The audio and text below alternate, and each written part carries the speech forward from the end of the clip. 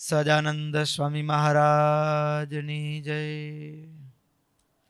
પરમારાધ્ય અનંત કોટી બ્રહ્માંડાધિપતિ સર્વનિયંતા સર્વ અંતર્યામી ભગવાન સ્વામિનારાયણ એમના દિવ્ય ચરણ કમળ સાનિધ્યમાં ચારે કોર વીટલાઈને બેઠેલા અનંત અનંત અક્ષર મુક્તો, એમની જ પાવન સન્નિધિમાં ઉપસ્થિત પૂજ્યપાદ બ્રહ્મનિષ્ઠ સંતો, કથાભિલાષી એવા બાળ યુવાન વૃદ્ધ સમસ્ત ભક્તો, સર્વેને ભગવાન સ્વામિનારાયણની ભાવ સ્મૃતિ સહિત સાદર જય સ્વામિનારાયણ. ભક્તો, આપણી નિત્ય ચાલતી શ્રીમદ સત્સંગી જીવન કથા ગંગા, એમાંય ગત સત્રની અંદર આપણે શ્રવણ કર્યું નારાયણ ગીતા. મહારાજ પોતાના ભક્તોને જીવનના મર્મનો ઉપદેશ, દૈનિક જીવનમાં ક્યાં ક્યાં આપણે ભૂલ કરતા હોઈએ છીએ, એ ભૂલ ન થાય એના માટે અદ્ભુત ભલામણ કરે છે. એમાં પણ આગળ મહારાજ કહે છે, મહારાજ કહે કોનો સંગ, કોની સાથે દોસ્તી કરવી, કોની સાથે બેસવું, કોની સાથે ઉઠવું. સ્વવ્રતાનામ દ્રઢત્વમ સ્યાત કૃષ્ણે ચ પ્રેમ નિર્ભરમ યત સમાગમત સ્યાત તત્સંગો હેયો ન કરીચિત. જેની સાથે, જેની પાસે બેસવાથી, જેની સાથે વાત કરવાથી લાભ થાય. લાભ ક્યાં જોવાનો? તો કે લાભ ભજનમાં જોવાનો. ક્યાં જોવાનો લાભ? ભજનમાં જોવાનો. કે જેની પાસે બેસ્યાથી ભગવાનમાં હેત વધે, ભગવાનના ભક્તોમાં હેત વધે. લાભ જોવાનું પહેલું બેરોમીટર, માપદંડ. બરાબર. બીજું, જેની પાસે બેસ્યાથી, જેની સાથે વાતો કરવાથી આપણે આપણા ધર્મમાં દ્રઢતા વધુ મજબૂત થાય. બીજું માપદંડ. આપણે પૂજા કરતા હોય ને કોઈક સાથે બેસવા ઉઠવાનું થાય ને ધીમે ધીમે પૂજા બંધ થઈ જાય, તો એ લાભનો વેપાર, એ મિત્રતા લાભની નથી, એ ખોટની મિત્રતા છે. એ મિત્ર નથી, એ શત્રુ છે. વાસ્તવમાં મિત્ર કોણ છે? ભગવાન સન્મુખ લઈ જાય એ મિત્ર છે. ભગવાનથી વિખૂટા પાડી દે એ કદાચ દેખાવ માણસનો છે, મિત્રતાનો છે. કદાચ આપણે ભેલપૂડી ખવડાવે એટલે આપણે ભાઈબંધ લાગે છે. ફરવા લઈ જાય કદાચ પોતાની ગાડીમાં એટલે આપણે મિત્ર લાગે છે, પણ એ મિત્ર નથી, શત્રુ છે. કારણ શું? તો કે આપણને એવી જગ્યાએ, એવી દિશા તરફ લઈ જાય છે કે જ્યાં પાછા વળવાનો રસ્તો પણ મળવાનો નથી. એટલા માટે મહારાજ કહે છે, સમાગમ કોનો કરવો, કોની સાથે મિત્રતા કરવી? અરે કદાચ ભક્તો, હજી મહારાજ કેટલું એમાં પણ ઓળખાણ આપે છે. મહારાજે લોયાના છઠ્ઠા વચનામૃતમાં પણ સંઘ સુધીનું વચનામૃત છે, ત્યાં કને પણ મહારાજે આ જ વાત કરી છે. સ્થિત પ્રજ્ઞોપી, સ્થિત પ્રજ્ઞ હોય. સ્થિત પ્રજ્ઞ એટલે શું ભક્તો? સમાધિ સુધીની અવસ્થાને જાણે પામ્યો હોય તો પણ એનો સમાગમ નહીં કરવાનો. શું કામ? કેવો વ્યક્તિ હોય?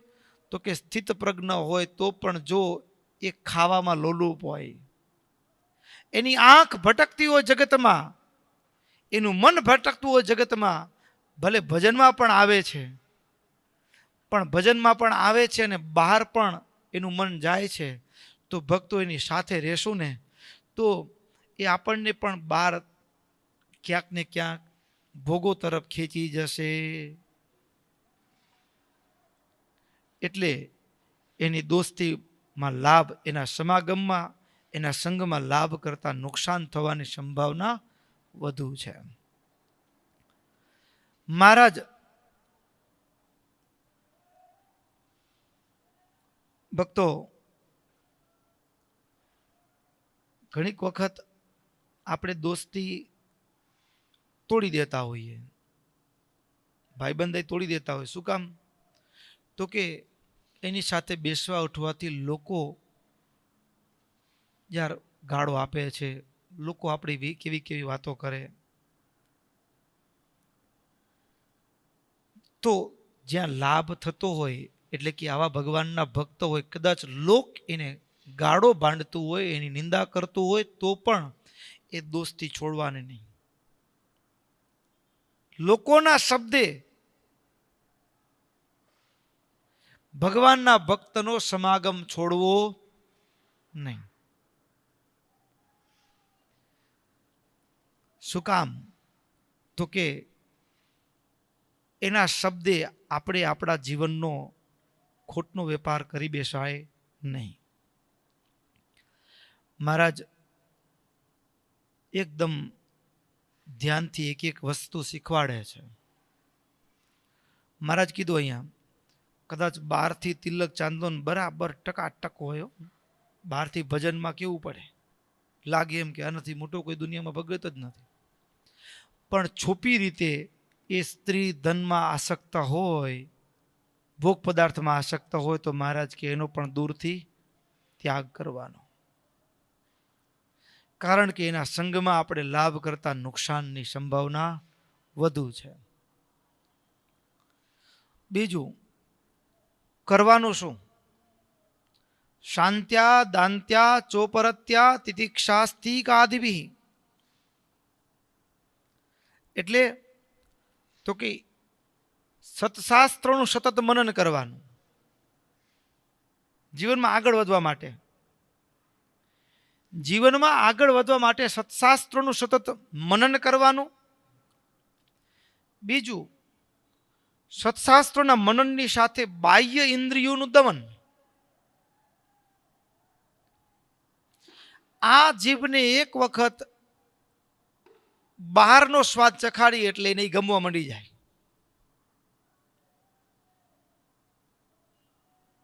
કારણ કે એને અનાદિકાળથી ભોગનો સ્વાદ માણ્યો છે, એટલે તરત જ એમાં એ ઢળી જાય. એટલે બાહ્ય ઇન્દ્રિયોનું દમન એકદમ દ્રઢતાપૂર્વક, નહીં એટલે નહીં જ, નિયમોનું ચુસ્તપણે પાલન. તમે કોઈ જોયું ઇન્દ્રિયો ભોગ તરફ કેટલી ઝૂકેલી છે? એનો કેટલો અભ્યાસ છે, એનો અભ્યાસ કેટલો છે ઇન્દ્રિયોનો ભોગ તરફનો. એને માળા ભજન કરતા શીખવાડવું પડે છે, ભજન કરતા શીખવાડવું પડે, ભજન કરી લેવું કેવું પડે છે. પણ કોઈને આ દુનિયામાં પશુઓને પણ સુધા એ જંગલમાં હરણ કોઈ કે અન્ય કોઈ પશુ બચ્ચાને જન્મ આપે, માદા પશુ, તો એ બચ્ચું એને આપણે શીખવાડવા જાય છે કે બેટા તને ભૂખ લાગી છે, માતાનું સ્તન અહીંયા છે, તું જરાક દૂધનું પાન કરી લે, નહીં તો તારો જીદ્દી ટકશે નહીં. આપણે શીખવાડવા જાય છે. શોધી લે છે ને. કેમ શોધી લે છે? અરે યુગોનો સ્વભાવ છે. સ્વભાવ અંદર પડ્યો જ છે. એટલે ભક્તો જો ભોગનો સ્વાદ આ જીભને ચખાડ્યો ને તો તરત જ એ ભોગ તરફ ઢળી જવાની છે. એટલે બાહ્ય ઇન્દ્રિયોનું દમન અને જ્ઞાનેન્દ્રિયોનું શમન. દમન અને શમન બે જોઈએ. પછી મહારાજે હવે તો લગાડવાનું ક્યાં? તો કે ભગવાનની આરાધનામાં એને પ્રવૃત્ત કરવાનું. તો ભક્તો આ જીવન એ આપણને લેખે લાગે, નહીતર ધક્કો પડી જાય. મહારાજે બીજા પણ કેટલાક વિવેક શીખવાડે છે. માણસ છે એ જીવન જીવે છે, આમ તો નકલ કરવાની બુદ્ધિ છે માણસની. શું છે? નકલ કરવાની બુદ્ધિ. નકલમાં અકલ ન વાપર્યો. નકલમાં માણસ અકલ નથી વાપરતો.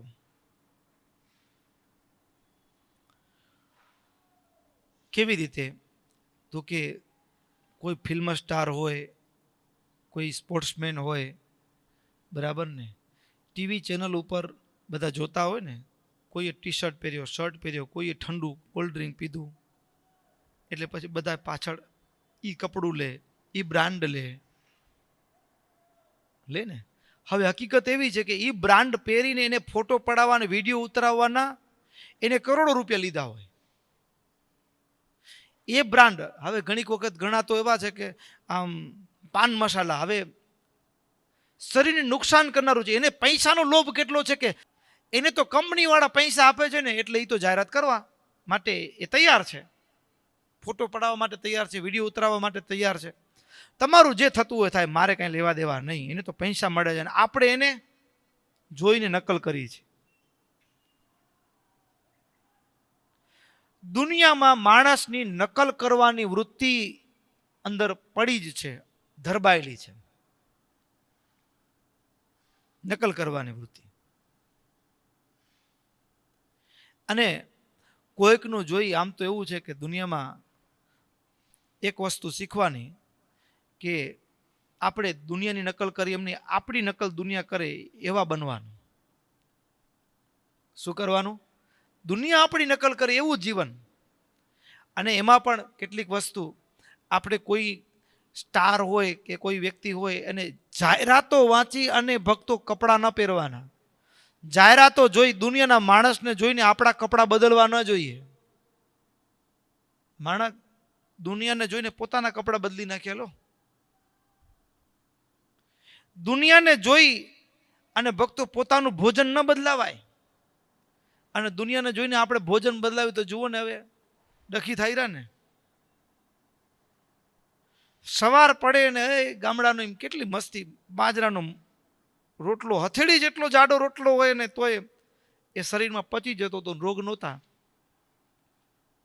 અને હવાર પડતા હવે દુનિયાને જોઈને આપણે આપણું ભોજન ફેરવી નાખ્યું, દુનિયાને જોઈને આપણે આપણા વસ્ત્રો ફેરવી નાખ્યા. હવે તો એ જમાનો આવ્યો દુનિયાને જોઈને માણસો પત્ની ફેરવે છે, બદલાવે છે. દુનિયાને જોઈને મા બાપ માં એને ભરોસો નથી રહ્યો. ભક્તો, નકલ ક્યાં કરવાની, ક્યાં નહીં કરવાની? નકલ ભક્તો હંમેશા શ્રેષ્ઠ પુરુષો, શ્રેષ્ઠ પુરુષોનું અનુસરણ કરવાનું. શ્રેષ્ઠ કોને કહેવું? તો કે જેને પોતાનું જીવન પરમાત્માના ચરણમાં સમર્પિત કર્યું હોય એનું શ્રેષ્ઠ પુરુષનું પહેલું લક્ષણ. જેને પોતાનું જીવન પરમાત્માના ચરણમાં સમર્પિત કર્યું હોય એ વ્યક્તિની ક્રિયા કેવી હોય? તો કે એનો એક એક શ્વાસ ભગવાન અને ભક્તો ભગવાનના ચરણે સમર્પિત થયેલા ભક્તોને અર્થે હોય. બીજું તો કે ભગત હોય ને દુનિયાના દુઃખે દુઃખી થાય, એનામાં સહજમાં પરોપકાર વૃત્તિ હોય. સમજ્યા ને? એને શ્રેષ્ઠ કહેવાય. અત્યારે પૂર જેવી સ્થિતિ સર્જાણી, બરાબર? તો પૂર જેવી સ્થિતિની અંદર આપણે કોઈ રાજનેતાને આદર્શ માનતા હોય, કોઈ સ્ટારને દુનિયાવી વ્યક્તિને કોઈ આદર્શ માનતા હોય, કોઈ વ્યક્તિ જાહેરાતમાંથી કરોડો કમાય છે પણ કોઈ દાનમાં કોઈ વ્યક્તિને ગરીબની મદદે વાસ્તવમાં નહીં આવે. ફિલ્મ ઉતારવાના સમયે તો જાણે કેમ લાગે કે આ દુનિયામાં આનાથી મોટો કોઈ મદદનીશ છે જ નહીં, ફરિશ્તા આવ્યો છે એવો દેખાવ હોય, પણ વાસ્તવમાં એ શ્રેષ્ઠ નથી. વચસ્ય અન્યત મનસ્ય અન્યત દુર્જનનું લક્ષણ છે. બોલે છે કંઈક, દેખાડે છે કંઈક ને કરે છે કંઈક. દુર્જનનું લક્ષણ છે.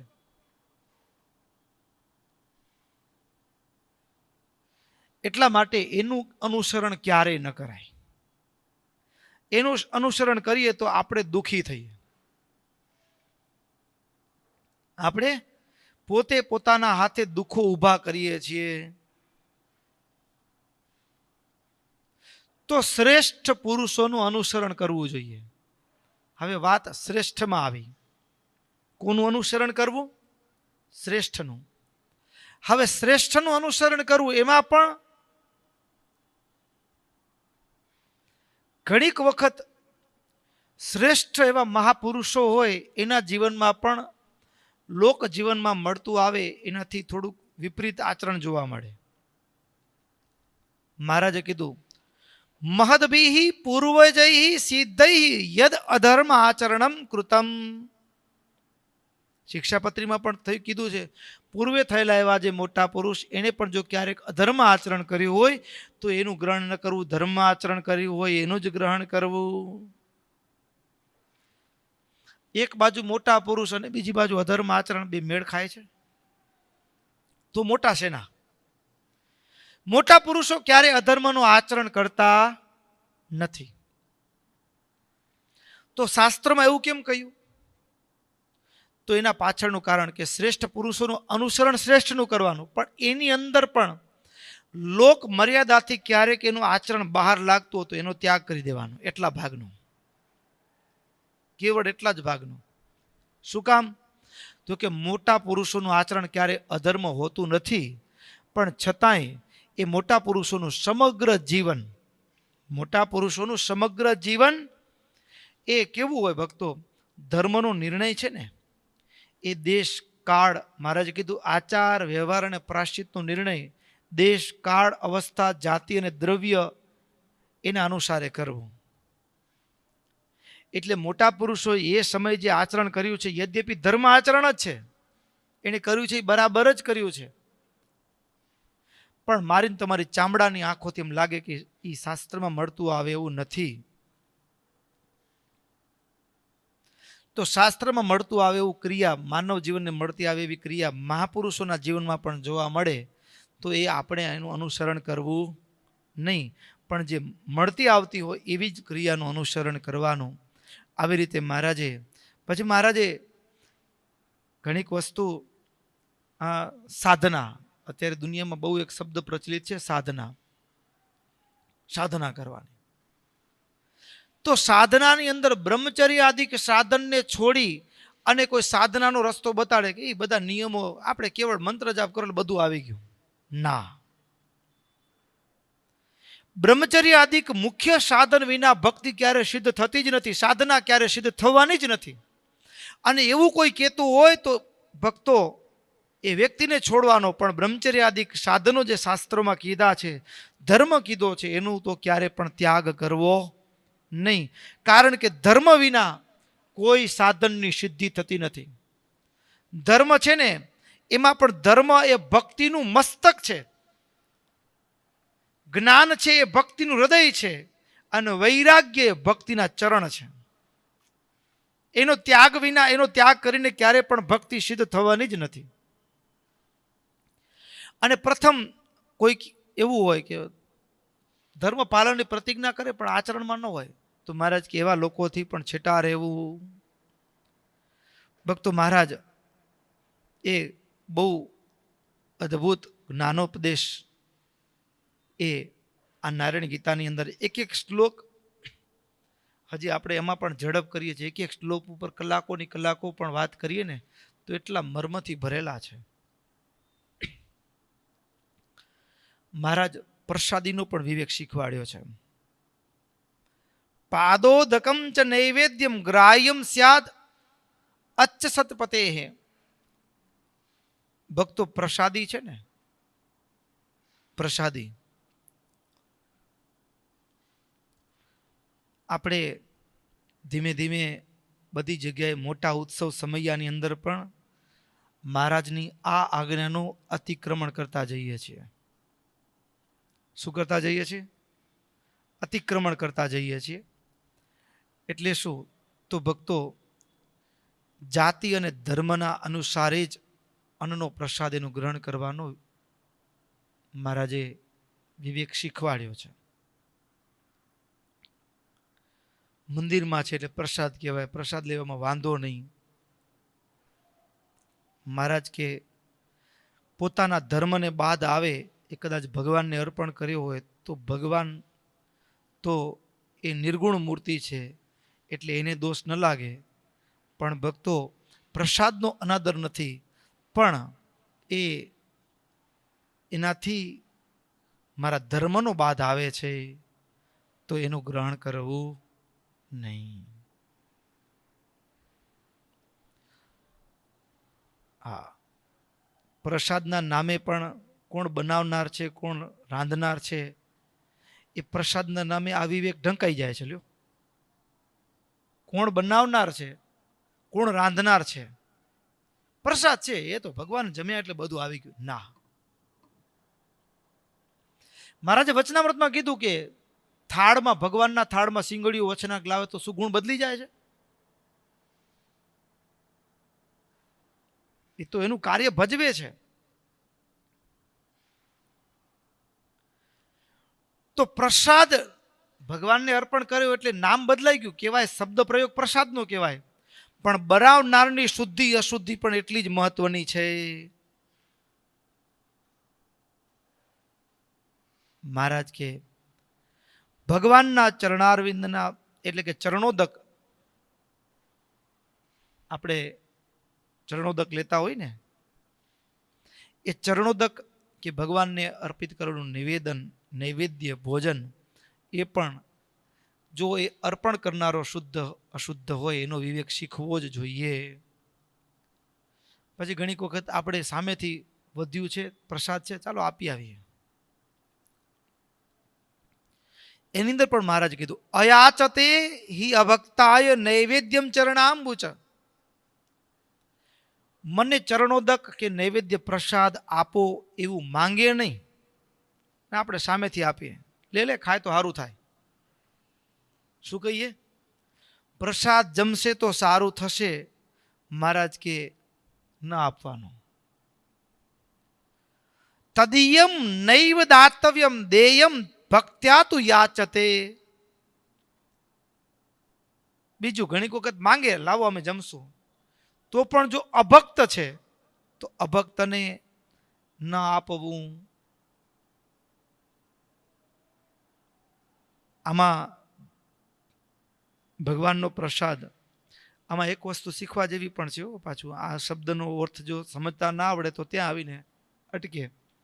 આપણે ગરીબોને આપીએ, દાન કરીએ, અન્નદાન કરીએ, એ તો કેવા ભક્ત છે, તો શું ના આપવું? બરાબર ને? માંગે છે છતાં ના આપવું, જરૂર છે છતાં ના આપવું,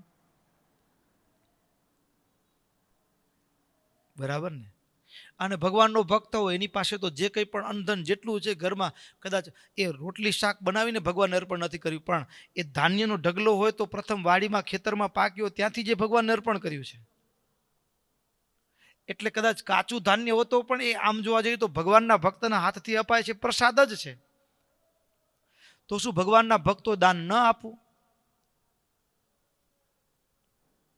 પણ ભક્તો સામાન્યપણે એ વિવેક કે જેને આપણે આપીએ છીએ એની પાત્રતા જોવી એમાં પણ અન્નદાન છે એનામાં પણ વિવેક કે ભૂખ્યો હોય અને એ સમયે આપણે આપીએ તો એનો દોષ નથી, પણ એ વ્યક્તિ પાસે ઉપલબ્ધ છે અને એવા સમયે આપણે એને આપીએ છીએ, એને ભૂખ નથી ને આપીએ છીએ, તો પછી શું કરવાનું? એને ઢોળી દેવાનો છે, એને વેડફી દેવાનો છે. એટલે પ્રસાદનો અનાદર થવાનો છે. બીજું, હવે પાત્રતા જોયા વિના આપણે એને દાન આપ્યું છે, યદ્યપી પ્રસાદ છે, તો પણ એનો દુરુપયોગ એટલે કે જમ્યા પછી એની વૃત્તિ તો ભોગના આકારે છે, દુષ્ટ સ્વભાવ છે. તો આપણા જમેલું ભોજનથી એ દુષ્ટ માર્ગે પ્રવૃત્ત થાય છે, એનો ઉપયોગ એને એ માર્ગે કરે છે, તો એનાથી આપણને લાભ થવાની જગ્યાએ નુકસાન થાય. ગીતાની અંદર દાનના 3 પ્રકાર કીધા, સાત્વિક, રાજસિક અને તામસિક. તો એ દાન નિકૃષ્ટ પ્રકારનું કીધું છે. એટલે દાનનો વિવેક પણ ભગવાનના ભક્તોએ શીખવો જોઈએ. ઘણી બધી વાતો છે ભક્તો, સમય થયો છે એટલે એ બધી જ વાતોને યાદ કરીએ, પણ એમ થાય કે કયા શ્લોકની વાત કરવી ને કયાની વાત ન કરવી. મહારાજે બહુ સરસ વાત કરી, રંકા આપી હરેર ભક્તા. ભગવાનનો ભગત ગરીબ હોય, રંકા આપી હરેર ભક્તા નાવમાન્યા હિ કહરિચિત. ભગવાનનો ભગત એની ઉંમર નહીં જોવાની, એની બાહ્ય પરિસ્થિતિ નહીં જોવાની, ગરીબાઈ નહીં જોવાની. અત્યારે ભક્તો કહેતા દુઃખ થાય કે મોટા મોટા ઉત્સવ સમયા હોય ત્યારે આપણે એ ભગવાનના ભક્તોનો આદર સત્કાર કરતા હોઈએ છીએ અત્યારે આ વસ્તુ ચૂકાય છે. ધનના આધારે વ્યક્તિની નાનપ મોટપ અને એનો આદર સત્કાર થાય છે, પણ એની ભક્તિના આધારે એનો આદર સત્કાર થતો નથી. ધન આપનાર એ ભક્ત હૃદય જ છે એવું જરૂરી નથી. સમયે ભક્તો વાસ્તવમાં એવો ભગત હોય કે જેના રોમે રોમમાં ભગવાન વસ્યા હોય, એવો ભગત એનું આપણે પૂજન પણ ન કરી શક્યા, એનું સન્માન નથી કરી શક્યા. પણ જે બધા કુલક્ષણોથી યુક્ત છે અને દાન આપે છે, હવે દાન આપે છે એ પણ પોતાના કુલક્ષણોને ઢાંકવા માટે આપે છે અને એને મોટો હાર પહેરાવી સન્માન કરી, અરે આ ભક્તો તો મોટા દાનવીર છે, અને એના કુલક્ષણો છે એ એની પ્રશંસામાં, સાધુના મુખે થતી પ્રશંસામાં ઢંકાઈ જાય છે. લોક જાણે છે, એના નિંદિત કર્મને જાણે છે. તો ભક્તો ભગવાનના ગરીબ ભગતની જે સેવા સત્કાર, એનું સન્માન થવું જોઈએ, એના બદલે આપણે ક્યાંક આવી ભૂલ તો નથી કરતા ને? મહારાજ કહે છે ભગવાનનો ભગત એ ગરીબ હોય, એ સૌની સાથે મોટા સમુદાયની અંદર ચાલતો હોય તો ધક્કા મૂકી કરતા હોઈએ, આમ ચાલો, આપણે એની અવહેલના કરતા હોઈએ ઘણી વખત. તો મહારાજ કહે છે ભગવાનના ભક્ત, ગરીબ ભક્તનું ક્યારેય અપમાન ન કરવું. કારણ શું? તો કે એ કદાચ આ ધનના યોગ્યથી આપણે એને ગરીબની માપદંડ કરીએ છીએ, પણ ભક્તો ગરીબાઈનો માપદંડ એ ધનથી નથી, ગરીબાઈનો માપદંડ એ ગુણોથી હોવો જોઈએ. શેનાથી હોવો જોઈએ? ગુણોથી. હજારો લાખો જન્મોની સાધના પછી જે ગુણો પ્રાપ્ત થાય, ભગવાનની ભક્તિ પ્રાપ્ત થતી હોય, જે ગુણોની કિંમત પૈસાઓ આપતા પણ જે ગુણ પ્રાપ્ત નથી થતા, એને કેમ ગરીબ કહેવો? દુનિયાનો સૌથી શ્રેષ્ઠ કોઈ ધનાઢ્ય માણસ હોય તો એક ગુણવાન વ્યક્તિ છે. એક ગુણની સિદ્ધિ માટે ભક્તો જન્મો ખપી જાય છે, જન્મો ખપી જાય છે. એ ગુણોનો રાજા છે. અને એ ગુણોનો રાજા કેવો? ભક્તો આપણે એને ગરીબ કહેશું? સબરીને ગરીબ કહેશું? કે જેની ડેરીએ, જેની ઝૂંપડીએ અનંત કોટી બ્રહ્માંડનો નિયંતા એના આટા ફેરા છે, એને ગરીબ કહેવાય? અરે દુનિયાનો એક મંત્રી જેના ઘરે આવે ને, હા એમ કહેવાય કે એને લોટરી લાગી.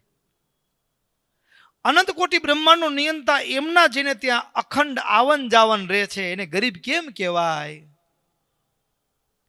એટલે ભક્તો ધનથી ગરીબ નહીં માનવાનું ક્યારે. ગરીબાઈ એ ધનથી નહીં.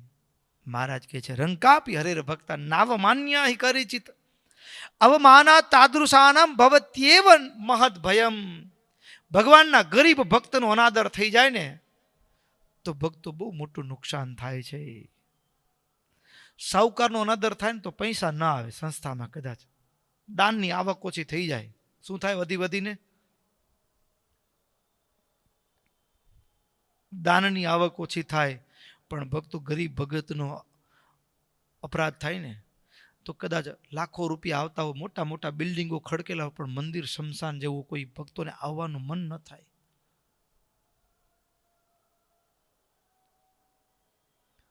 ભક્તો એટલા માટે મહારાજ કહે છે વૈષ્ણવ એવા ભગવાનના ભક્તો હોય કે રોગાતુર હોય, એમની સેવા કાર્ય પોતાની શક્તિ અનુસાર કરવું, એની રુચિ અનુસાર ભોજન આદિ અર્પણ કરવા.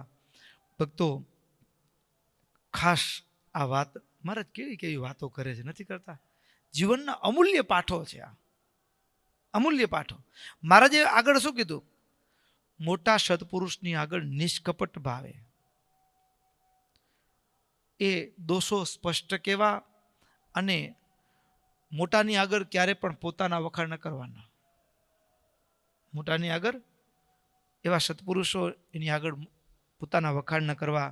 શિક્ષાપત્રીમાં પણ મહારાજા વિવેક શીખ્યો કે ગુરુદેવ અને રાજા એની આગળ પગ લાંબા કરીને બેસવું નહીં, ઢીચણ બાંધીને ન બેસવું, એ વિવેક મહારાજે શીખવાડ્યો છે.